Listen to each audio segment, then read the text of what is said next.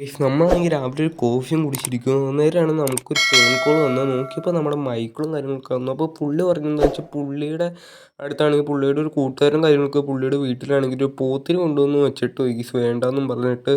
അപ്പോൾ നമ്മുടെ തങ്കച്ചേട്ടൻ്റെ ഫാമിലേക്ക് ഇത് കൊണ്ടുപോകാൻ പോവുകയാണ് ഗീസൊക്കെ. നമ്മുടെ തങ്കച്ചേട്ടൻ്റെ ഫാം ചെയ്ത് നമ്മൾ വളർത്തി സെറ്റപ്പ് ആക്കാൻ പോവുകയാണ്.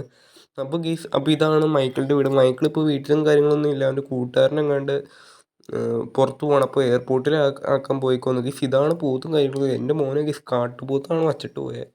എൻ്റെ മോനെ സെറ്റപ്പ് സാധനമായിട്ട് നമുക്ക് നേരെ നമ്മുടെ തങ്കച്ചേട്ടനെ വിളിച്ചിട്ട് പുള്ളിയുടെ ഫാമിൽ കൊണ്ടുപോകാം. ഗീസ് തങ്കച്ചേട്ടനെ വിളിച്ചിട്ടുണ്ട്. ഗീസ് തങ്കച്ചേട്ടൻ വലിയ വണ്ടിയും കൊണ്ടൊക്കെയാണ് വന്നേക്കുന്നത് ഗീസൊക്കെ. നമ്മുടെ തങ്കച്ചേട്ടനെ വണ്ടി കയറ്റിയിട്ടുണ്ട്. ഓക്കെ, പോത്തിനെ വണ്ടി കയറ്റി നമുക്കാണെങ്കിൽ വേഗം ഗീസ് തങ്കച്ചേട്ടൻ്റെ ഫാമിലേക്കും കാര്യങ്ങളൊക്കെ പോകാം ഗീസ്.